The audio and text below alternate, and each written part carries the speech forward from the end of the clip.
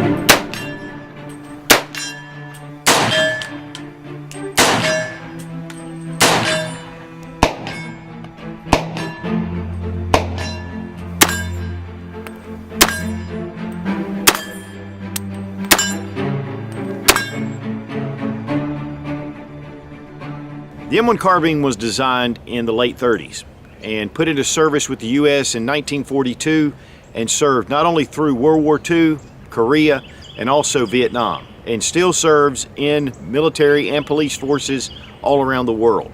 It's a very light and handy little rifle, and even though it is an intermediate caliber, it still can be very effective. We're going to remove the magazine, it's empty, open the chamber, and the gun is unloaded. The M1 Carbine is one of my all-time favorite rifles. In fact, firearms in general. I love this little carbine. A lot of it has to do, obviously, with the history that goes behind this. It has that really old vintage look with the wood stock, the parkerized finish all along the parts, and really, if this rifle could tell a story, it would probably be just incredible. Now, the War Department during World War II was looking for an intermediate cartridge. They wanted something that was much lighter than the M1 Garand. It was really to replace your sidearm, having something that would be a lot more effective, especially in a combat situation. And so Winchester was one of the big ones that kind of put this forward. Now, Carbine Williams, who is a convicted felon, who was in prison working on the short stroke action, is a huge contribution to this design. He was actually hired by Winchester and brought in to finish out the short stroke piston. But the real brainchild behind the M1 Carbine was Ed Browning, which was John Browning's brother. The barrel is 18 inches, but the overall length is about 36.5 inches. It's a very handy, very easily maneuvered firearm. One of the great things about the 30 caliber carbine was its lightweight. They weigh about 5.5 pounds, and it makes it really handy and easy for troops behind the front lines to be able to have something for personal protection. One of the reasons why these became such a hot topic during World War II was because of a lot of paratroopers that were landing behind enemy lines and disrupting a lot of different military operations. And so the design for this was much better than having a regular 45 caliber handgun or even the 45 caliber Tommy guns. These were much more effective out to distances up to 300 yards. But really 200 yards was really the best effective distance for these rifles. Now, while the M1 is called a carbine, which is typically a shorter version of an original rifle, the M1 Garand fired the 30-06, and here we have one. In fact, this is probably a military surplus. In fact, it is a military surplus 30-06. You can even see the corrosion coming through because these were corrosive. Here is the 30 caliber. What a huge difference between these two. Now, while there are some similarities between the carbine and the Garand, which is, of course, the operating rod and the rotating bolt, the only part that actually interchanges is this screw in the butt plate. Now, the 15-round magazine fits right up here in the mag well. There is a mag release right here on the side. You just pull it out. Real simple, real easy to install a fresh magazine. Safety right here. There are some different type safeties. This is the lever safety. They did have a push-through safety. Small trigger guard. Here we have the charging handle, brings it back, enters a round. It does not hold open on the last round, but right here on the charging handle is a little button and a little notch right here. Bring it back, depress it, and it holds it into place. There were two different styles of rear safety. This is the one with the adjustable aperture. There was an L-shaped as well. On here is marked 1, 2, and 300 yards, and the aperture just moves up accordingly. The front sight is a post that has rabbit ears that protect it. Here we have the barrel band, and this holds the rear at the bottom of the stock to the barrel. This one does have a bayonet lug. Some did not. In fact, they removed these later on.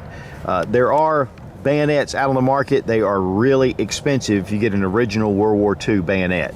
They did have a lot of the Vietnam era bayonets that were actually pretty reasonable, and you can get aftermarkets. We have a separate cover here and then the stock. And these stocks typically are very beautiful hardwood stocks, as you can see with this one.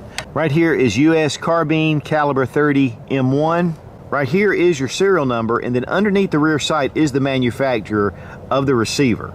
This is a U.S. postal meter. There were a number of different companies, including Inland, of course Winchester, which was the original. There was Saginaw, Rockola, a lot of different companies, and the parts were made that they could interchange. And over 6.5 million M1 carbines were made during World War II. 6 million Garands were made. So the M1 carbine was the most produced U.S. firearm during World War II. Now this is an aftermarket sling, but it has a little brass point that clips around, and then here at the buttstock it fits through and connects to an oiler. You can see the small lid screwed into the top. It has a little oiler piece that's down the middle. This is fit, of course, into the sling, and you push the sling through and you can pull out your oiler. The buttstock is metal with checkering, and of course the recoil on these are so light that you really don't need anything but this metal. But of course the Garands also had a metal butt plate, and the recoil was significantly greater than it was on the carbine. Another really popular accessory for the M1 was this little magazine pouch. It actually fits over the stock and sits just like this. It holds two 15-round magazines, really able to get to them very quickly. Now there are a lot of mixed reports about the effectiveness of the 30 caliber. A lot of times there was a lot of talk about the stopping power of the 30 caliber, how soldiers would take multiple hits before they were stopped, and just a lot of controversy and rumors. But a lot of it did tend to lead to fact. But I guess it was according to what situation it was in. These were really popular in jungle warfare. One of the reasons why it was not corrosive, the ammunition, the 30 caliber, was designed to not be corrosive, whereas the 30-06 was. But one of the problems was that moisture would get into the cartridge, or could get into the cartridge. So that could present a problem in itself. The balance on the carbine is just really nice. You can grab it with one hand and you can maneuver it very easily. It's not weighted. The balance is really toward where the magazine is.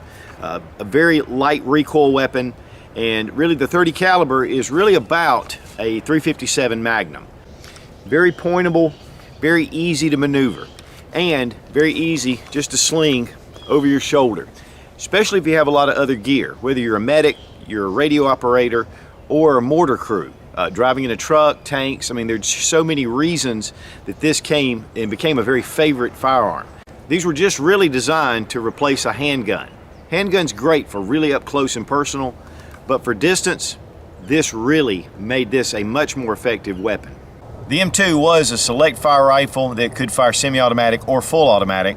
That's the reason for the 30-round magazines. And then they had the M3 version, which was a select fire rifle with an infrared scope on top. And during the Battle of Okinawa, the M3 accounted for 30% of the casualties, mainly because of a lot of the Japanese forces moving at night, and they were able to use those effectively because they could see them and the Japanese couldn't see where they were. It was only out to about 70 yards effective. Now, once Korea came into play and they had upgraded the infrared scopes, they were able to get out to about 125 yards. Now there is a paratrooper model which has a side folding stock, and it was very popular with paratroopers because of how handy it was and how lightweight. Those really bring a premium. During World War II, it only cost $45 to produce an M1 carbine. If you can find them today, typically they run between $850 and $1,000. I believe Inland, which was one of the original manufacturers, actually owned by GM. The Inland company has now started producing brand new M1 carbines. They're running about $1,049 as far as on the Inland website. Price may be lower once they hit the market. And I believe Auto Ordnance is also making one, and they run about $850. Carr is one of the owners of Auto Ordnance, and they should be a pretty decent little rifle. I've seen them around, but I haven't had a chance to fire one. But there's just something about these old World War II rifles that just really have a lot of soul. Now, I had previously done a review about 3 or 4 years ago on the M1 carbine that was actually my dad's. He had talked me out of it because he was in the Army in a MASH unit in the 60s, and that's what he carried, an M1 carbine. I've been wanting one for myself again, and I just picked this up about a month ago at a local gun show. And I paid about $850 for it, and really I thought I got a pretty good deal on it. Also, Winchester seems to be one of the most expensive and most collectible, and then also Rockola, which made jukeboxes. These were coming into the country at one point from Israel, a lot of the surplus rifles, for around $350, around 20 years ago. And then when those dried up, the prices went up on those as well. One of the things I know recently is Korea had a bunch of surplus M1 carbines, and I believe it was blocked by the White House, the importation, because they were quote-unquote assault rifles. But guys, these are classics. These are part of American history, and it's really a shame that those rifles aren't making their way here to collectors and shooters. As far as ammunition costs, there are a lot of different companies that make this ammunition. You're buying it in a 50-round box. These run about $21.99, I think, at Academy Sport for 50 rounds. If you compare that to 223, which is a 20-round box, really it's pretty close to the same price per round. So while a lot of people think that the 30 caliber is really expensive, when you compare it to your standard 5.56 or 223, it pretty much is the same price. One of the things about these magazines is if you're going to get the 30 rounders, typically the old surplus mags work the best. A lot of the commercial mags and the 30 rounders can have issues. Here is a standard old and here World War II issue magazine. And then again, here's some of the just box magazines that are aftermarket. And these seem to fit and work just fine. Really, in modern day standards, this would make an excellent home defense or personal defense weapon within a couple of 100 yards. It's going to be effective. It's going to have decent penetration, again like a .357 Magnum coming out of an 18-inch barrel. So you're going to get some real velocity there. Also, with all the different loads that they're making for this, the modern loads, there's even self-defense loads they make and soft points for hunting. So it can be used for a hunting caliber. The M1 carbine, how can you not give it a big thumbs way up? Be strong, be of good courage. God bless America. Long live the Republic.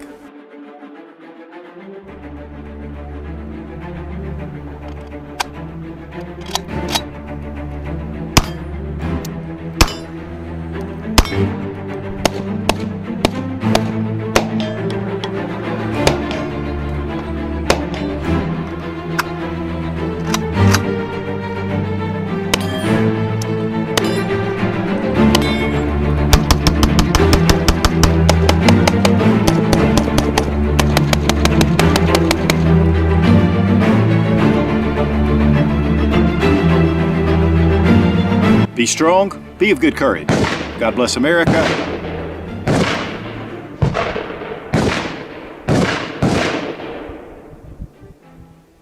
Be strong.